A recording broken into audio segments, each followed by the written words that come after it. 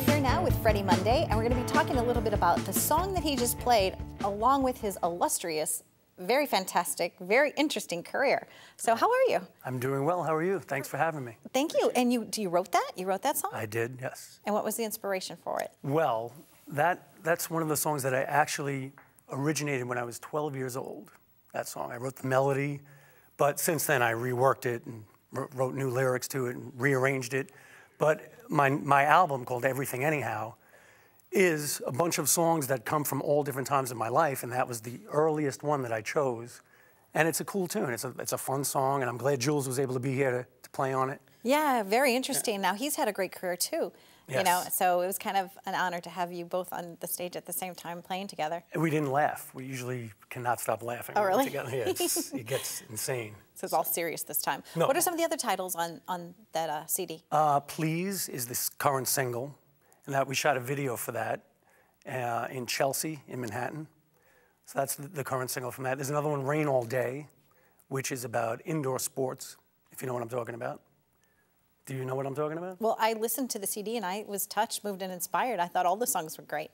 So you don't know what indoor sports is then, I guess? Indoor sports as in indoor soccer, or indoor sports as in recreational as kind in of indoor, like we're hanging out together. Yeah. Okay, got it. And we're doing that, yeah. That's what that song's about. Got it. So those are a couple from the album right there, so. Well, it's fabulous, and I think you're very talented, and you've played with a lot of, major names. And so how did you know when you went from like just somebody that's like doing it in your garage to somebody that could actually do this as a profession? My inspiration for that, to get to do that, well, I can start from the beginning. It started out, my older brother had all the Beatles albums. So when I was growing up, that's what I was, listening to from the beginning, which, arguably the greatest songwriters of all time, Lennon and McCartney. It's having them in the same band, to me, is like having Babe Ruth and Lou Gehrig on the same baseball team. It just doesn't happen. But, so that's what I was brought up on, and I just felt like, I really want to do this. I can remember sitting in my parents' TV room and putting on Let It Be 100 times and sitting at the coffee table, pretending I'm playing piano to this, and I did it until I learned every lyric, learned every piano part, not the chords, because I was too young, and even the mistake on the third verse that he plays. I got all that down pat. You got the mistake I got down all pat. the mistakes. So that got me going, and then from there, I met my musical partner is a great musician by the name of John Snow. And I happened to be playing in my garage at probably the age of 14. And he was walking by, he came by, and we hooked up, and we loved the same music, we had the same ideas. And the greatest thing about it was the way we would harmonize together. It was magical. It was just, when we did that, I knew I'm not doing anything else. That was it, you were bit. Besides music, and I never did. That was it. We'd walk down, we grew up in Lindenhurst, Long Island, that's where we are here. And we would walk down the street harmonizing just as it was getting dark out, so you get the nighttime echo. And doing that, I can still, if he was here right now, we would still do it for you. But that's where I really decided that was it for me. And besides performing, you also write songs for music and television and film. A lot of the scores, you've done phenomenal stuff. A lot so of TV tell me stuff. what that's like when you write something for a TV show and they say, wow, and they start playing it and it's you. It is me. Well, most of it, the songs I've had placed are my actual songs, not like I'm writing something specific for it. So that's kind of cool. I don't have to go out of what I want to do.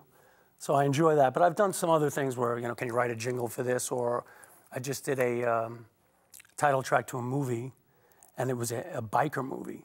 And if you heard my music, it's not very heavy.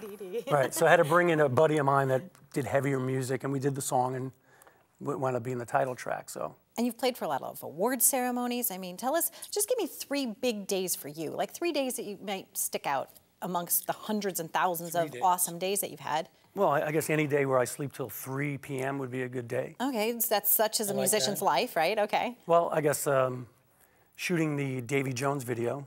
We shot a video with Davy Jones, which, it's sad to see what's happened recently with him, but that was a great event. We did a shoot at the Hammerstein Ballroom when the Monkees were in town. First, let me tell you, I wrote a song called I Want to Be a Davy Jones, which every guy would, trying to get the girl wants to be Davy Jones, for the people that know what I'm talking about. And so we did the shoot in the city. We also did it out here on Long Island. And he was so gracious. He was, he did anything. And we even say a bad thing about Peter talking in the song, which he joked about.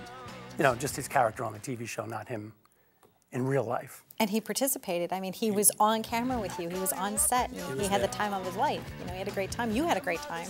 Had a great time. And we just released an outtakes version of the video. It's about a 14-minute piece, and it's hilarious. Jules is in it, and he does some dancing in it, which you have to see. He's totally hilarious. Does he have his little avocado with him, or no? No, not on that before day. The avocado. Before the avocado. A little before that. So tell me another highlight. One other big thing for you, besides sleeping till 3 and working with Davy Jones. Eating a bowl of ice cream every night. I do that every single night. You did a Christmas thing recently. I did a Christmas thing. Yeah, with your kids. Yes, I did. So tell me about that. My beautiful 10-year-old children. I have Michael and Julia. Twins. Got it done in one shot, which is a good thing. Boom. I don't know. I don't want to let's not elaborate on that. Okay. But I have a Christmas song called Christmas Time Is Coming. And it's, it's a poppy, fun song. There's 2 versions of it. There's my version, which I recently had this past Christmas played on the BBC Radio 2. That was a thrill, having the song on the BBC. There's a second version where my children sing lead on it, and it's adorable. That's the kids' version. So Freddy Monday, they can see you playing out, they can hear your music in radio, television, and film, they can go to big-time award events and hear you play. How can they find you? How can they get that awesome new CD that you just did? FreddyMonday.com, for one. Okay. And it's available everywhere, iTunes, Amazon. If you live on Long Island, Looney Tunes. You can get it there, too. There's not too many stores around carrying things, but it's a great place. Well, thank you so much for joining me, and I hope you'll come on as my musical guest again. Absolutely. I really like your music. I like your style. I like your heart. I like your passion, and I really like what you bring to the world of entertainment. So thank you, Freddy Monday. Thank you so much for having me. I appreciate it. Thank you. Stay tuned for more. You're watching Live It Up. And you can also find out Freddy more information at liveituptvshow.com, because I'm going to link to his site. Love his music. Freddy Monday.